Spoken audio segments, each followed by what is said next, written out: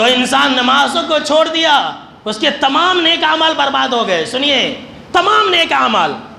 اسی لیے اللہ رب العالمین نے قرآن مجید کے اندر سورہ البقرہ آیت نمبر 238 کے اندر یہ کہا ہے کہ حافظوا علی الصلاوات والصلاۃ الوسطی وقوموا للہ قانتین، کہ اے لوگو تم 5 نمازوں کی حفاظت کیا کرو، اور جو بیچ والی نماز ہے اس نماز کی بھی حفاظت کیا کرو، اور اللہ کے حضور اللہ کے آگے باادب کھڑے رہا کرو.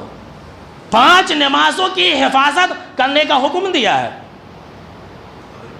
اور وہ حدیث تو بہت ہی مشہور اور معروف ہے. میرے دوستو، رمضان میں ہم نے بہت نیکیاں کی ہیں.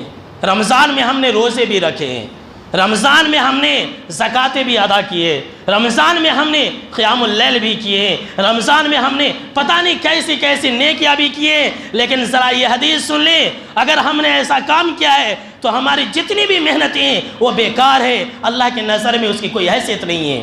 ترمذی شریف کی روایت ہے، حضرت ابو ہریرہ رضی اللہ تعالیٰ عنہ راوی حدیث ہے، کہتے ہیں کہ جناب محمد عربی صلی اللہ تعالیٰ علیہ وسلم نے فرمایا ان اول ما يحاسب به العبد یوم القیامت من عمله صلاته، کہ قیامت کے دن سب سے پہلے تمام نیک عملوں کے اندر جس عمل کے بارے میں اللہ پوچھے گا وہ نماز کے بارے میں پوچھے گا.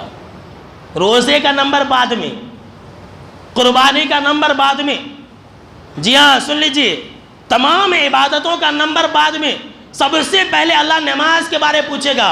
سوال کیجئے آپ اپنے دل سے، آپ اپنے آپ سے پوچھئے کہ 25 دن ہو گیا عید کو ہوئے، کیا ہم نے اور آپ نے نمازوں کی حفاظت کی؟ کیا ہم نے اور آپ نے نمازوں کا اہتمام رکھا؟ جس طرح سے رمضان کے مہینے میں ہم 5 وقت کی نماز پڑھتے تھے، آج ہم نماز پڑھ رہے ہیں.